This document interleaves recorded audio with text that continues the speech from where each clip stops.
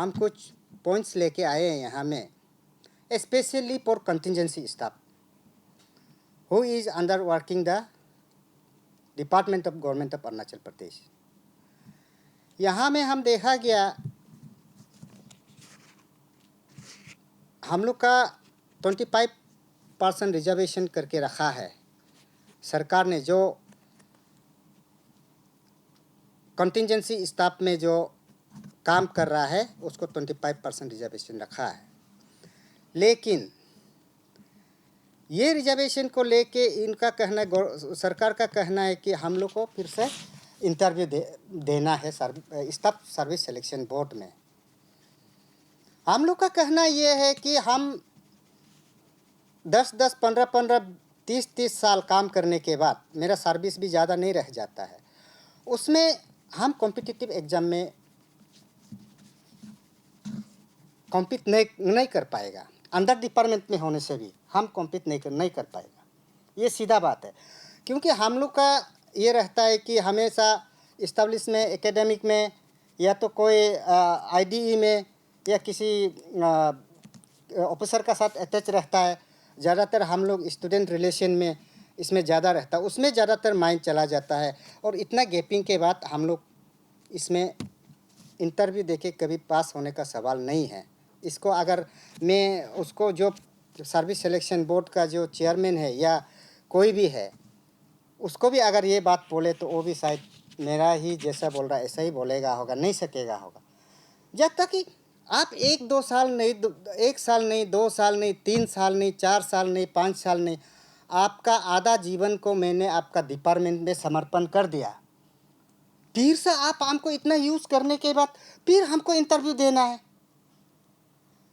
तो ये आप यहाँ में कॉलम 10 को, AR में कॉलम 10 को आप हटा देने से तो हमारा उधर में करप्शन करने का, कुछ करने से कोई चांसेस ही नहीं रहता है। क्योंकि आजकल में ये सोशल मीडिया का ज़माना में कौन सा आदमी कौन सा नंबर पे सीनियरिटी में कौन कहाँ खड़ा है सबको पता है। ये हम वो नंबर में हम तब ज्वाइन हुआ है, हम उस नंबर में तब मेरा रेगुलाइजेशन होगा। कोई अगर ये नंबर 10 को, कॉलम नंबर 10 को AR रूल से हटा देता है तो हमारा भी कुछ सर्विस कर रहा है बोल के हमारा कुछ आशाएं रह जाते हैं कि हम भी कुछ करके मिलेगा, है ना, हम भी कुछ करके सर्विस करके एक ना एक दिन हम रेगुलाइजेशन होगा।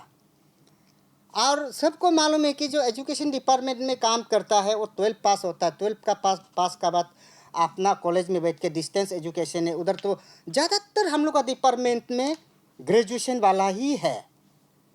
हमको जब आप बोलता है हमको आफ्टर रिटन के बाद आप टाइपिंग करो, टाइपिंग टेस्ट लेते हैं, हम तो अपना ऑफिस में तो टाइपिंग टेस्ट तो कर लेता, अपना काम को तो कर लेता। मेरा प्रिंसिपल तो उधर खड़ा होके 1 2 3 4 5 गिन के तो हमको काटो नहीं बोलेगा ना, हम तो अपना सिस्टम से काम करेगा ना। वो आदमी फिर जाके फिर टेस्ट देना, ये मतलब हम समझ में नहीं आ रहा है। मैं DPC बैठ के ये आदमी को आराम से, ना DPC बैठने से वहाँ में कोई सरकार का खर्चा भी नहीं जा रहा है। उसमें कोई एक ज़्यादा 1000 रुपया जाएगा, उधर कोई DPC बैठने वाला लोग चाय पिएगा या बिस्किट लेके 1000 रुपया खर्चा हो जाएगा। एक DPC अगर 1-2 पोस्ट को डिपार्टमेंट में आपने DPC किया तो 1000-1200 रुपया में आप DPC करके वो आदमी सीनियर वाला मिल भी गया और आराम से इतना अपना मेहनत का फल तो मिला है बोल के वो भी तो कुछ दिल में रहेगा ना, हमको तो मिल गया ऐसे डिपार्टमेंट, हम इतना दिन काम किया, मेरा तो मेहनत का फल मिला है बोल के वो तो कुछ तो सोचेगा। ज़्यादा दिन, वो भी ज़्यादा दिन काम करने नहीं मिलेगा, 10 साल या 15 साल इतना ही काम करने मिलता है। उसको भी आप लोग, हम लोग को सर्विस सिलेक्शन बोर्ड में जाके एग्ज़ाम दो बोलने से हम लोग को तो ये सवाल ही नहीं रहा। हम सर्विस सिलेक्शन बोर्ड में जाके इंटरव्यू दिया, उस दिन मैंने एक बार रिटन टेस्ट दिया, मैं फेल भी हो गया, वही काम कर रहा हूँ, सेम काम कर रहा हूँ। मतलब मैं इंटरव्यू में अगर पास भी हो गया वही काम करना, फेल भी हो गया वही काम करना है, तो हमको क्यों ये हरासमेंट दे रहा है? हम लोग के बहुत हरासमेंट है। आप इसको जो भी, हम लोग तो बहुत जूनियर है डिपार्टमेंट में, हम लोग बहुत जूनियर है, तो हमसे सीनियर वाला को आप देख के DPC बैठ के प्रमोट कर देने से उसमें ना कोई घोटाला का चांसेस है ना, ना कोई कुछ मतलब पैसा इन्वॉल्वमेंट होने का चांसेस नहीं है। वो खुद आदमी भी जानता है कि मैं इतना सीनियरिटी हूँ, अगर इस बार होगा मेरा ही होगा। अगर यहाँ आप फिर उस वो आदमी को, अभी किसी को आप उपायुक्त हो या किसी को, या किसी भी हमारा असिस्टेंट प्रोफेसर हो या कोई भी पद का आदमी हो, आप उसको बोल क ह ग ग को अभी तरह गियो तक गिनो बोलने से वो हम बोलता है नहीं गिन पाएगा, बीच का अक्षर वो भूल जाएगा। उसी प्रकार हम लोग भूल जाता है बीच का अक्षर, वो लोग जब क्वेश्चन पेपर देता है वो भूल जाता है। और क्वेश्चन पेपर भी हमने देखा है, हम लोग को क्वेश्चन पेपर क्या करता है, what is the height of rock mountain, या मतलब ये पोलैंड का बाहर कंट्री का हम लोग को क्वेश्चन पूछता है। हमको कोई सिविल सर्विस ऑफिसर नहीं बनना है, हमको उसी में रहना है। उससे हमारा प्रोमोटेड भी कहाँ तक जाता है, 10 साल में तो 15 साल में प्रमोशन भी नहीं होगा, हम उसी में रिटायरमेंट हो जाएगा। और वो भी हमको अगर सरकार हमको प्यार करके देता भी है तो हमको 10-15 साल ही हमको सर्विस करने मिलता है, ज़्यादा साल नहीं मिलता है। तो इसलिए मैं सचिव से, एडमिनिस्ट्रेटिव रिफॉर्म सेक्रेटरी से मैं अनुरोध करना चाहता हूँ, ये कॉलम 10 को आप हटा देने से हम लोग के लिए जो सीनियर स्टाफ है काम कर रहा है उसका मेहनत का तो कुछ फल मिलेगा ना। आपका आधा लाइफ, आधा ज़िंदगी हम ना पूरा डिपार्टमेंट में देने के बाद बुरा हो गया, अभी यार ना काम छोड़ के हाजिरा कर सकता है क्या, ना उधर जा सकता है। इतना 10-15 हज़ार रुपया से मैं, आपका भी बच्चा है, मेरा भी बच्चा है। अब दूसरों का बच्चा वो दामी वाला खिलौना मांगने से, वो बच्चा तो क्या जानता है, वो तो मांगता है वो इकोनॉमिक का कारण से 10-12 हज़ार रुपये का कारण से हम वो भी बच्चा को दे नहीं पाते हैं, या मेरा बीवी को दे नहीं पाता। हमारा दिल में कितना दुख है, ये यहाँ का मुखिया को देखना चाहिए। और हम जो बोल रहे हैं, हम कोई यूनियन बाजी करके या ऐसे करके सरकार का खिलाफ हम कोई ये नहीं बोल रहा है कि आपको ऐसे करेगा वैसे करेगा। हमको उस समस्या को, जो कलम 10 वाला समस्या को आप चेंज कर देने से बहुत अच्छा रहेगा। ये हम लोग, ये एक डिपार्टमेंट के लिए नहीं है, ये सारा डिपार्टमेंट के लिए, इंजीनियर डिपार्टमेंट के लिए जो भी कंटिजेंसी स्टाफ है, आप सर्विस सिलेक्शन बोर्ड होके ही जाना पड़ेगा। ग्रुप सी लोग बोला गया है इसमें, आप इतना पाइप पितर लगे, जैसे कि आप स्किल दिया गया है कुकमैन को, हैंडीमैन को भी स्किल दिया गया है। वो सर्विस सिलेक्शन बोर्ड में जाके क्या इंटरव्यू देंगे, क्या लिखेगा, वो जो भी है उसका क्वालिफाई होने से भी कुक और ड्राइवर उसमें क्या लिखेगा, ग्रेड आपको इसका सी, ग्रेड सी का क्या लिखेगा। और हम लोग भी ऐसे एलडीसी होते हुए हम लोग भी एक बार अटेम्प्ट करके देखा, हम लोग नहीं सका। हम लोग 4 पोस्ट था, हम लोग का डिपार्टमेंटली एग्जाम कराया, अभी तक पोस्ट ऐसा है। फिर वही पोस्ट को फिर एसएसबी में कराओ बोलने का। आप एसएसबी में कराने से आपको पैसा कितना खर्चा जा रहा है, सरकार का तो नुकसान ही नुकसान हो रहा है। हमारा डिपार्टमेंटली एग्जाम कराने के लिए इसका लाखों रुपया नुकसान हो रहा है। आप यहाँ उससे अच्छा तो आप यहाँ 1,000 रुपया दे के चाय पिला के डीपीसी बैठाने में आपको क्या मतलब समस्या है। हम तो दिखाई नहीं दे रहा है, इसमें कोई समस्या दिखाई नहीं दे रहा है। अगर आप लोग को दिखाई देता है तो ये तो मालूम नहीं है क्या क्या चीज़ है दिखाई नहीं देता है। सरकार तो ये करना चाहिए, रिवोक करना चाहिए आपको। ये कलम 10 को AR डिपार्टमेंट का जो कलम 10 का 2019 का रूल्स है, इसको आप लोग सीनियर के लिए चेंज करना चाहिए नहीं, कर देना पड़ेगा। नहीं होने से हम लोग का कोई रास्ता ही नहीं देख रहा, हम जिंदगी में ऐसा ही रह जाएगा। तो हम तो कभी कभी ऐसा सोचता है कि हम क्या दूसरा प्लानिट का आदमी है क्या, जैसा लगता है खुद। जो कंटिजेंसी में इतना दिन से काम कर रहा हूँ, मेरा बेटा ही पूछता है, अरे पापा तेरा अभी तक नहीं होता है क्या, बोलता है। अरे होगा बेटा होगा। अभी 2019 को रूल को देखता तो एक एनी कॉस्ट आपको इंटरव्यू देना पड़ेगा बोलता है। जैसे पहले हम बताया, किसी भी आदमी को क ह ग ग गिनो बोलने से नहीं सकेगा। अभी जो सर्विस कर रहा है वो इंटरव्यू देने ही नहीं सकेगा। इसको आप लोग सर्विस सिलेक्शन बोर्ड में नहीं भेज के अपना डिपार्टमेंट में आप डीपीसी बैठ के सीनियर बेसिस से हम लोग को देने से बहुत अच्छा रहेगा।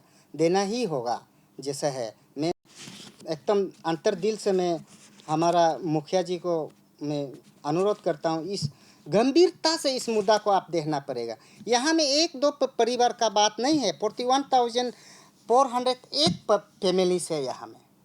प्लस अभी 20,000 ALC है। अब 60,000 फैमिली का बात है।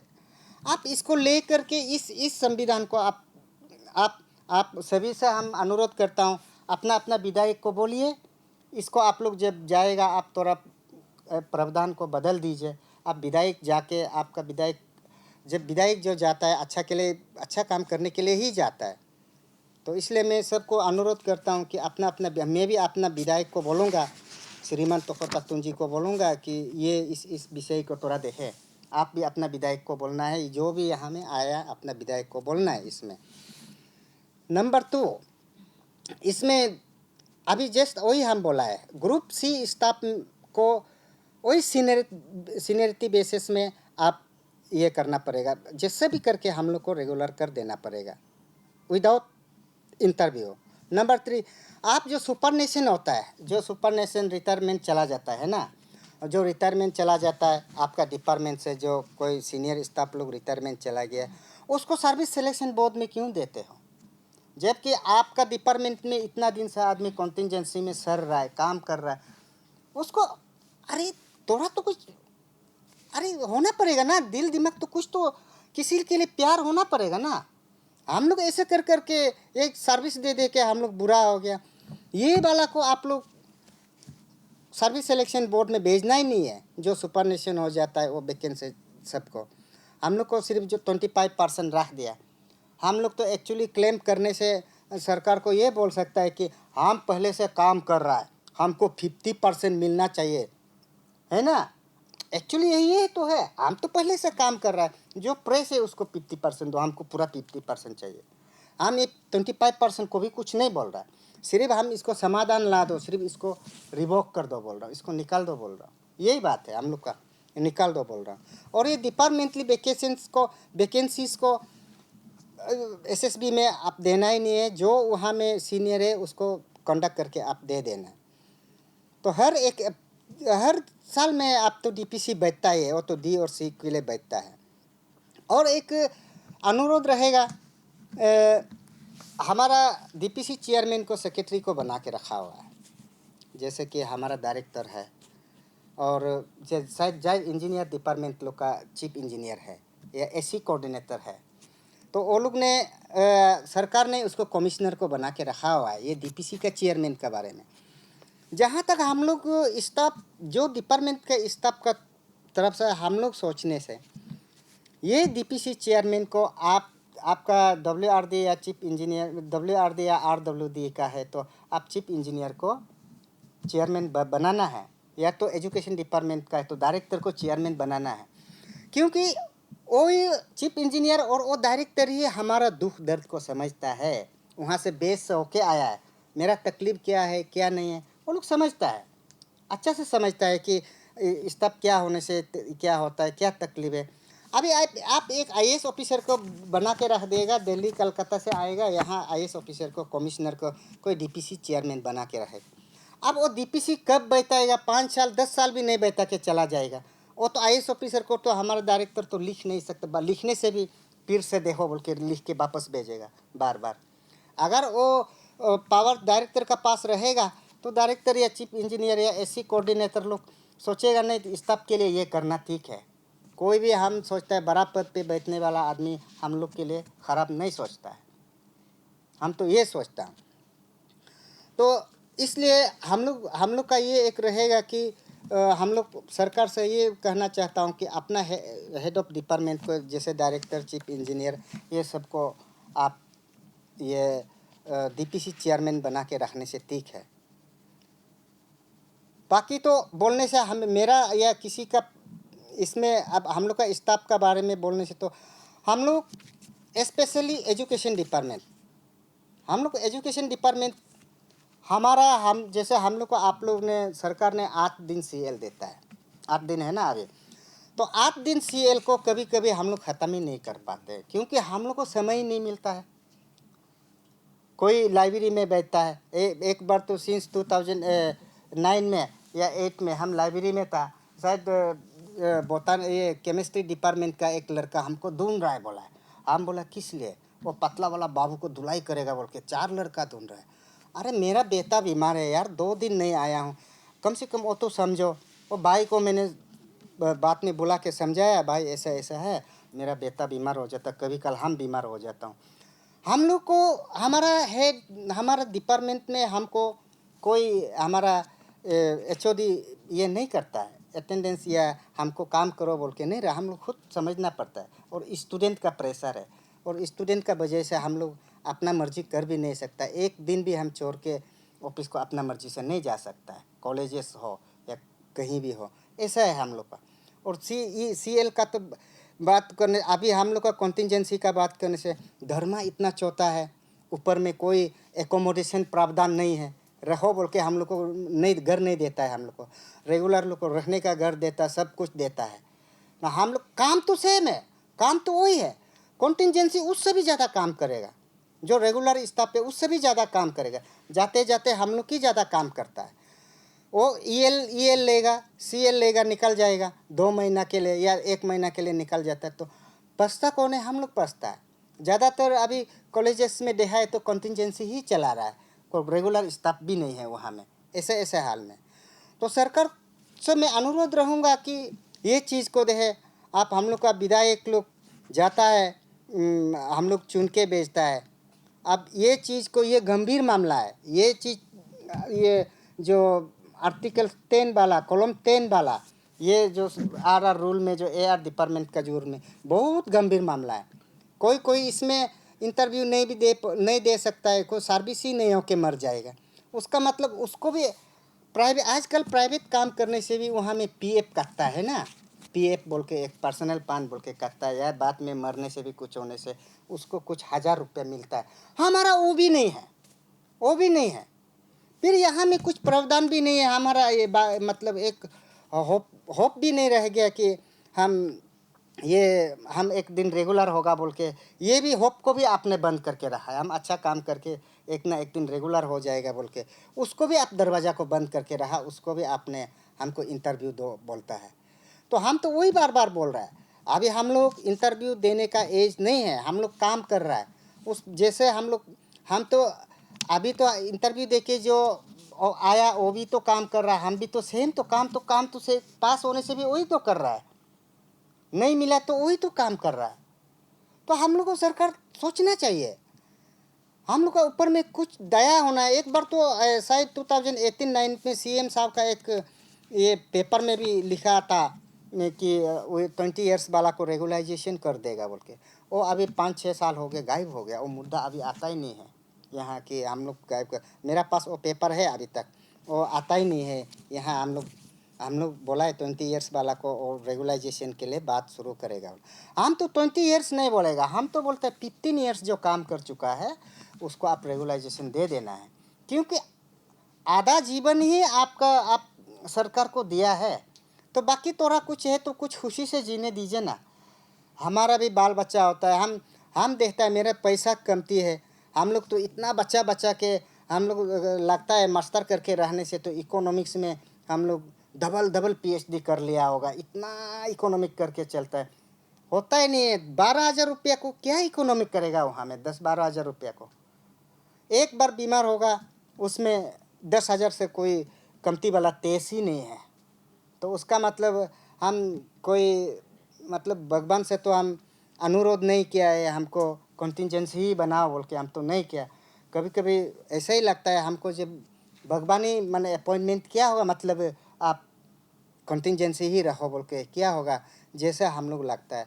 हम तो बार बार यही अनुरोध करता हूँ कि आप लोग सरकार लोग DPC बैठ के सीनियर स्टाफ को देने, हम तो सीनियर नहीं है फिर भी हम सीनियर स्टाफ लोग को देने से हम लोग का भी समय आएगा, मेरा भी एक आशा रहेगा। और रूल अगर लग गया बोलने से भी हम लोग का आशा रहेगा। और ग्रुप D वाला को भी हर समय DPC हर साल बैठने से तो बहुत अच्छा रहेगा। एक करके होने से भी निकलते रहेगा ना। अभी पोस्ट है DPC नहीं बैठ रहा है, तो वो एक IAS ऑफिसर है, वो कब बैठेगा कब नहीं बैठेगा क्या पता। जब मेरा डायरेक्टर है या मेरा चीफ इंजीनियर है तो उसको तो हम जाके गुजारिश तो कर सकता हूँ कि सर थोड़ा जल्दी बैठा दीजिए, मेरा एज जा रहा है, या तो हम बात में ऐसा होगा, ये तो कर सकता है ना। वो हम सेक्रेटरीट में हम तो ज़्यादा डायरेक्टर का पास ही पहुँचता है वो भी हमारा हेड है बोल के। हम तो सेक्रेटरीट में अभी तक गया भी नहीं है। तो इसलिए मैं बार ये रिक्वेस्ट रहेगा, ये डीपीसी चेयरमैन को हम लोग अपना हेड ऑफ डिपार्टमेंट में देने से हम लोग के लिए अच्छा रहेगा। और कॉलम 10 को आप मेरा ख्याल से रिवोक कर ही देना चाहिए इसको, कॉलम 10 को। और मैं contingency entire state engineer department, कोई भी डिपार्टमेंट का कॉन्टीजेंसी स्टाफ को आपको मैं सीधा सीधा बता रहा हूँ, आप ये नॉर्म्स में जाएगा, कॉलम 10 का नॉर्म्स में जाएगा, आप ज़िंदगी में रेगुलर नहीं होगा। हम बता रहे हैं नहीं होगा। आप कॉलम 10 में जाएगा तो स्किल वाला हम लोग होगा ही नहीं। अब वो पाइप पिटर है, वो स्किल है, वो क्या इंटरव्यू लिखेगा?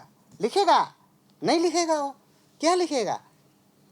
तो सबको देखते हुए, सबके लिए, सबका अच्छा के लिए वही है, कॉलम 10 को हटाना है। सीनियर बेसिस को आप देख के रेगुलर कर देना है। ये हम लोग का रिक्वेस्ट रहेगा। और हम लोग यहाँ बिल्कुल यूनियन बाजी करने या ऐसा नहीं है। हम लोग काम करता है, हम लोग विक्टिम है, हम काम कर रहा है, हम जानता है मेरा दिल में कितना तकलीफ है। हम सरकार को बोलना पड़ेगा। आप लोग भी आगे आइए, आप लोग भी बोलिए सरकार को, ये इसी को आप समाधान करो बोल के। विधायक को आप लोग अपना अपना विधायक को फिर से अनुरोध करता हूँ, अपना अपना विधायक से बोले कि ये समाधान करे, इस सिस्टम को हटाए, कॉलम 10 वाला को हटाने के लिए आप लोग बोलना है। ये कॉलम 10 जब तक नहीं हटेगा, आप लोग कॉन्टीजेंसी स्टाफ ग्रुप सी वाला लोग ज़िंदगी में रेगुलर नहीं होगा। ये हम बोल रहा हूँ, बार बार बोल रहा हूँ। वो भी जो भी है, हम इसलिए आया यहाँ में ये बात को बताने के लिए कि सरकार को हम लोग को ये कॉलम 10 को हटाने से बहुत अच्छा रहेगा। और उसमें अब खर्चा नहीं जा रहा, करप्शन नहीं हो रहा है, खर्चा नहीं जा रहा है, करप्शन नहीं आ रहा है। आपको उसमें हटाने में प्रॉब्लम तो नहीं होना चाहिए ना, कोई प्रॉब्लम नहीं है। हमको फिर आप इसको सर्विस स्टाफ सिलेक्शन बोर्ड में भेजेगा, पेपर लेगा, इनविजिलेटर को आप पैसा देना है, वो सब करके तो आपका लाखों रुपये जा रहा है ना। उससे अच्छा तो आपका एचओडी को आराम से उसका और प्रावधान बनाना चाहिए। इलीगल अपॉइंटमेंट वाला को प्रावधान बनाना है। जो भी एचओडी इलीगल अपॉइंटमेंट लेता है या तो कुछ करता है, उसको वॉलंटियर दे देना चाहिए। वो काम करने का लायक नहीं है, आप वॉलंटियर जाओ, ये बोलना चाहिए। ये रूल को लागू करना है। जैसे कि अनलॉफुल एक रूल बनाया, ऐसे जैसे जो अपॉइंटमेंट अथॉरिटी है उसके लिए एक कड़क रूल बनाना है, तभी वो जाके आएगा लाइन में। हम लोग का भी अच्छा होगा, लाइन बाय लाइन धीरे धीरे जाएगा। हम इतना तत्काल से एकाएक नहीं मांग रहा हूँ, अभी दो अभी करो नहीं बोल रहा हूँ। हमको इसको समाधान कर दो, इसको देख के कर दीजिए। हम लोग को जब आधा लाइफ भी चला गया, डिपार्टमेंट ने सरकार को दे दिया, तो बाकी लाइफ कहाँ जाए? तो जाए कहाँ बताइए? हम लोग कहाँ जाएगा? जाने का जगह ही नहीं है। अभी आप हम लोग को बोलते हैं फिर APSSB में दो। इतना बुरा हो गया हूँ, जाके फिर इंटरव्यू लिखेगा। मेरा बेटा अब ग्रेजुएशन करके वो इंटरव्यू दे रहा हूँ, बाप भी इंटरव्यू दे रहा हूँ। अरे भगवान, ये कहाँ का जुल्म है? नहीं होता है क्या? ऐसा तो नहीं होता है यार। बेटा भी इंटरव्यू दे रहा है, बाप भी इंटरव्यू दे रहा है। इतना तो ये बहुत मतलब गंभीर मामला है। इसको आप जो भी अच्छा विधायक नीनू इरिंग लोग है, ये हमारा ये मिचू मिट्टी जी है, वो लोग अच्छा अच्छा मुद्दा उठाता है हम लोग का छोटा आदमी के लिए। जो जीके ताको जी है, वो लोग बहुत अच्छा अच्छा मुद्दा उठाता है। ये मुद्दा को उठा के उसमें रिसोल्यूशन ला देने से हम लोग आपको दिल से धन्यवाद दूंगा। हम लोग का यही है कि मुद्दा ये था कि ये कॉलम 10 को हटाना है। हर हर हर साल आप DPC डिपार्टमेंट वाला बैठाना है, ये हम लोग का मुद्दा है। और अभी जैसे बोला है हम लोग, जैसे ये लोग है खड़ा सब 20 ईयर्स अप वाला ही है, 25 ईयर्स वाला है। अब ये लोग कहाँ जाएगा? कम से कम 10 साल होने से भी सिंहासन में बैठा के जाओ यार, सरकार है ना, हम लोग को कुछ तो चांस देके जाओ। कहाँ जाएगा हम लोग? रास्ता बंद करके रहा है APSSB वाला लोग ने। उसको मुखिया जी चाहे तो हटा सकता है, अगर वो अच्छा दिल से एकदम हृदय अच्छा दिल से उसका दिल से सोचेगा नहीं ये गलत है, इनको जाने देना चाहिए बोलने से, वो हटा सकता है। हमारा मुखिया जी हटा सकता है। वो हटाने से आपको गरीबों का, गरीब कौन है? गरीब सब जब इलेक्शन आता है, जो भी आता है, हम लोग गरीब के लिए सरकार बनाता है। बोल गरीब हम हैं, 10,000 रुपया कमाता है, 12,000 रुपया महीना को कमाता है, हम गरीब है। तो हम गरीबों ही अपील कर रहा है कि आप ये रूल को प्रावधान इसको ये कर दीजिए, रिवोक कर दीजिए, मेरा लिए गरीबों के लिए इसको रिवोक कर दीजिए। नहीं तो ये रूल रहेगा, हाँ मालूम है हम ग्रेजुएशन है, क्वालिफाई है इंटरव्यू देने के लिए, और ऑफिस में काम कर रहा बोल नहीं कर रहा बोल के नहीं ना, काम तो चल रहा है ना, बराबर चल रहा है ना, कोई कंप्लेन तो नहीं है, काम तो चल रहा है। लेकिन ये इसको क्यों तो ऐसा करके लाया, ये मुझे समझ में नहीं आया। जैसे सी का दी का जाता है वैसे सी को बराबर जाने देना है।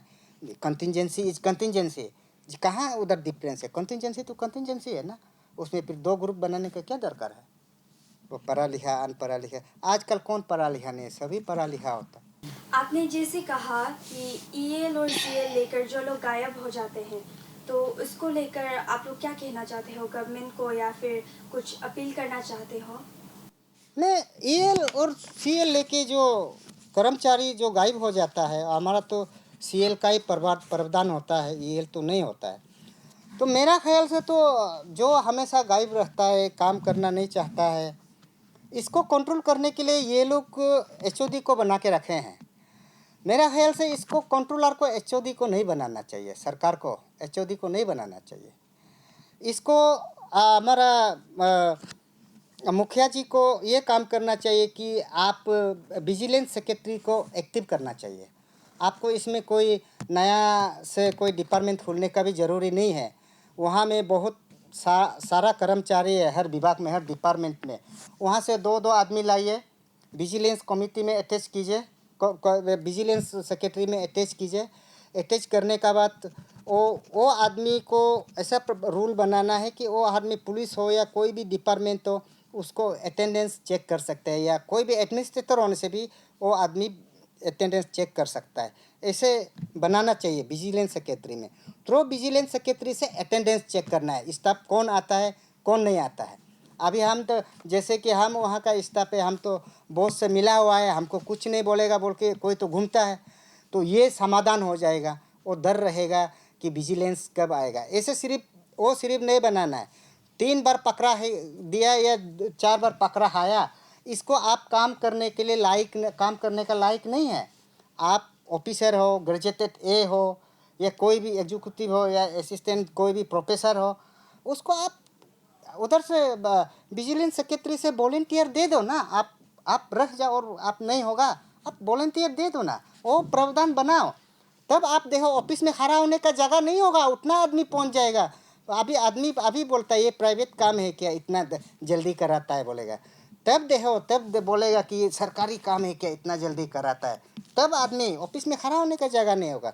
इसको लागू करना है सरकार को। ये इसका पॉइंट ऑफ व्यू हमें ये है, जैसे हम लोग कॉन्टीजेंसी वाला है यहाँ ना, सब कॉन्टीजेंसी वाला है, तो हम लोग के लिए सरकार जो सीएल दिया है, सीएल कैजुअल लीव दिया है 8 डेज ओनली, 360 डेज में 8 डेज है सिर्फ। तो आप लोग अभी के लिए फिलहाल 6 डेज है। हाँ, अभी 8 डेज है बोल के कुछ नया में एडिशनल किया है बोल के, अभी तक लागू नहीं हुआ है, एडिशनल किया है, पहले से 6 डेज चल रहा था। तो 360 डेज में 6 डेज हम लोग देखो, हम लोग का साथ भी बीबी बच्चा है, हम लोग को कभी कभी तकलीफ हो जाता है, तो उसमें हम लोग सेल लेके कुछ जगह में हम लोग सेल लेके ख़त्म होता है, बाद में सेल नहीं बच के हम लोग एब्सेंट भी हो जाता है। कुछ डिपार्टमेंट में हम लोग का सैलरी डिडक्शन करता है। देखो हम लोग का सैलरी कितना ना है, हम लोग का स्किल का अभी 12,000 14,000 ऐसा चल रहा है। तो हाइस्ट तो अभी तो 16 और 17,000 चल रहा है, वो हो गया 25 ईयर्स एबव वाला लोग क्या। तो उसमें से हम लोग का सैलरी भी कोई काट देता है, किसी का डिपार्टमेंट में हम लोग ऐसा चल रहा है। तब हम लोग क्या होता है कि हम लोग कंपेयर तो उन लोग का रेगुलर में ना, रेगुलर और हम लोग कॉन्टीजेंसी में काम तो बराबर ही करता है। जैसे रेगुलर स्टाफ लोग जो करता है कॉन्टीजेंसी में वही कर रहा है। कुछ जो कॉन्टीजेंसी स्टाफ इतना तक काम करता है कि वो लोग ओवर टाइम, जैसे हम लोग का ऑफिशियली हम लोग का है मंडे टू फ्राइडे तक होता है, सैटरडे एंड संडे हम लोग को बंद है। फिर भी हम लोग सैटरडे को भी कभी कभी जाके वॉलंटियरली कर लेता है, कॉन्टीजेंसी है। इतना तक करने के बाद भी वो लोग, हम लोग को ज़्यादा इतना क्यों है कॉन्टीजेंसी को ना, लेकिन रेगुलर कला के लिए भी वो लोग के लिए भी सीएल है, ईएल है, और भी बहुत कुछ है, वो लोग का एलोवेंस है, बहुत है। फिर भी उन लोग को भी कुछ ज़्यादा ही जो करने वाला डिपार्टमेंट को, जो उसमें वो लोग ऑफिसर होता है या फिर हम लोग से जो ग्रेड ऊपर वाला वो लोग जो रेगुलर वाला होता है, उन लोगों को भी थोड़ा स्ट्रिक्ट करना है। हम सर का बोलने का मतलब ये है। तो कोई कोई इसमें ऑफिसर भी ऐसा है, कोई कोई डिपार्टमेंट में हम लोग को वो कंटिजेंसी को ज़्यादा स्ट्रिक्ट करना चाहता है, लेकिन फिलहाल वो लोग भी इसका ड्यूटी को वो लोग भी निभाना है। जैसे वो लोग भी कुछ नहीं करते हैं, हम लोग कोई रूल को, हम लोग कोई कंटिजेंसी को ज़्यादा है, हम लोग कोई टाइट करता है, मतलब स्ट्रिक्ट करता है। ये चीज़ नहीं होना है। हमको हमको हम लोग जो ऐसे ही थोड़ा इसको एडिंग किया है, वो सार का बोलने का मतलब। उसके बाद सरकार या फिर एआर की तरफ से अगर कुछ एक्शन नहीं लिया जाएगा तो उसके बाद आप लोग की तरफ से कुछ फर्दर एक्शन आप लोग टेकअप करेगा? ये हम, हाँ, तो जब हम तो दिया है, एयर सेक्रेटरी को भी दिया है और हमारा लेबर वर्कर यूनियन को भी हमने लेटर भेजा। उसके बाद ये कोसब को भी भेजा। तो अगर एक्शन नहीं लेता है तो हम मुखिया जी से मिलेंगे, है ना। मुखिया जी से अपॉइंटमेंट लेंगे, तो मुखिया जी से पूछूंगा क्या करना है क्या नहीं करना। तो एक बार हम लोग मुखिया जी को मिलने के लिए हम लोग कोशिश करेंगे। और आखिर में सभी कॉन्टिजेंसी स्टाफ से अनुरोध रहेगा कि इसमें हम लोग का ये आर्टिकल 10 वाला को हटाने के लिए आप लोग साथ दें, है ना। आप लोग साथ नहीं देगा, ये इसमें आप लोग साथ नहीं देगा, ये हटने वाला नहीं है। ये तो हटेगा ही नहीं। ये नहीं हटने से आप रेगुलाइजेशन होगा ही नहीं। Thank you.